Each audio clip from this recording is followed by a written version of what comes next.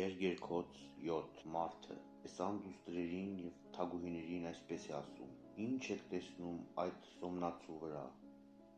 որ գալիս է դեպի մեզ զորաբանակի գնդերի նման, որքան գեղեցիկ է քո քայլքը կոշիկներով, ով Ամինադաբի դուստր, քո ազդրերի ձևը նման է ճարտար վարպետի հղկած ուլունքների, քո պորտը ճախարակված ըմպանակ է, որից անպակաս է անխառն գինին, քո որովայնը ցորենի շեղջ է, ծածկված շուշանով, քո երկուստ ինքները ասես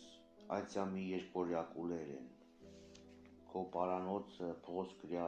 աշտարակ, քո աչքերը նման են Եսեբոնի ծովակին, բազում դուստրերի դարպասների մոտ, քո քիթը նման է Լիբանանի աշտարակին, որ նայում է դեպի Դամասկոս, գլուխդ քո վրա նման է Կարմելոսին, մազերիդ հյուսերը կարծես ծիրանի լինեն,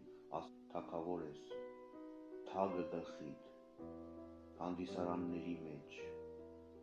որքան գեղեցիկ, որքան քաղցր ես դու, սեր իմ, քո քնքշության մեջ, քո հասակը նման է արմավենու, իսկ ստինքներդ ողկույզների, ասացի, բարձրանամ արմավենու վրա, ձեռքս ձգեմ նրա ճյուղերին, և թող քո ստինքները լինեն խաղողի ողկույզների պես, քո ռունգերի շունչը խնձորի հոտի նման, և քո կոկորդը ազնիվ գինու պես, հասն ասում է դուստրերին և թագուհիներին, այն ուղիղ գնում է իմ սիրեցյալին, հոսելով ննջողների, շրթների և ատամների վրա, կինը, ես իմ սիրեցյալինն եմ, և նա պիտի վերադառնա ինձ մոտ, եկ իմ սիրեցյալ, ելնենք ագարակները, գիշերենք շեների ու պարտեզների մեջ, վաղ առավոտյան այգիները գնանք, տեսնենք, թե արդյոք ծաղկել է որդատունկը,